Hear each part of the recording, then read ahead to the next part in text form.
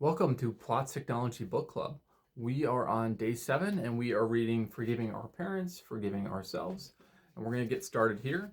We are in the middle of page 25 and the subject here is family. Who needs it? Let's get back to the men and women whose stories open this chapter. Given the amount of pain and anguish their parents cause them, why don't they just put it all behind them? That's really the big question.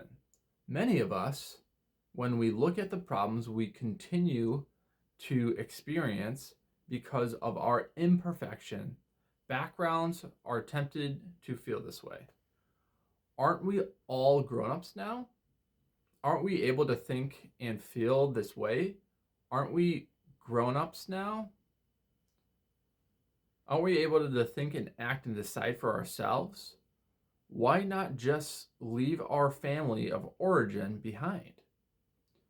Why not just forget about it and get on with our life? Why don't we want to open up problem areas? So why think about them? I often work with people who have moved from the East Coast to the West Coast just to get away from their parents and from their family. What they don't realize is that when they moved, part of the baggage they brought with them was their family, their parents, and a committee that lives inside their head. Moving away geographically doesn't change anything. The committee is still active. Distance doesn't really change anything.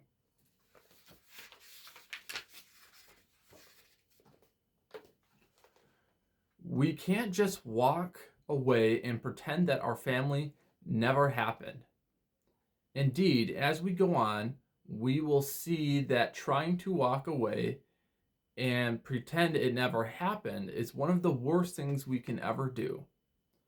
Every person I have met from an unhealthy family system goes through a period when they are so grieved and angry about what has happened to them that they feel they never want anything to do with their parents again.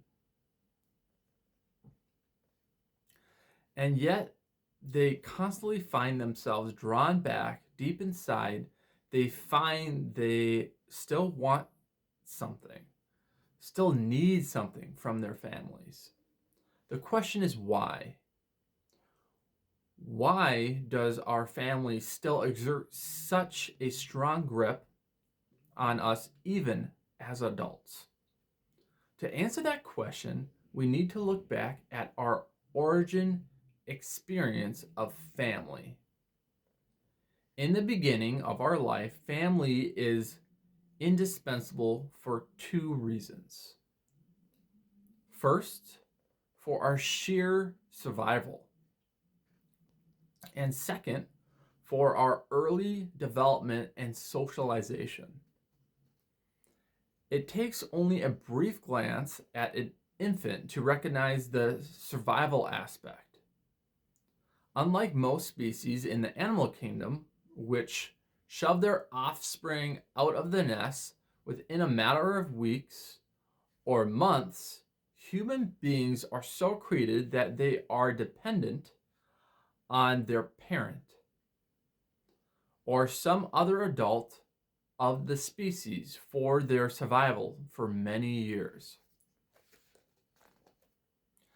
But even as we grow older, our family ties continue because we are so needy at such a young age.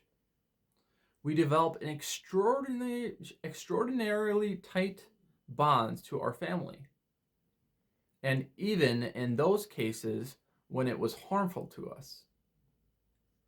Our neediness continues when we become adults. Even though it usually takes on different forms, this is a constant reminder of our origin dependence on our family. As hard as we may try to deny our neediness as adults, it is still there exerting its tug on our psyche, always drawing us back to our origin tie to the family. Consider the familiar face of a young adult who cannot wait to get away from his parents, but who once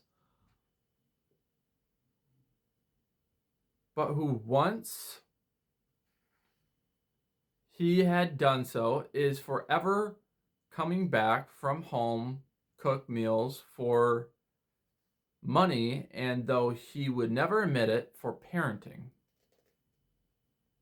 The longing for family is incredibly powerful, even in those cases where it might seem the least warranted.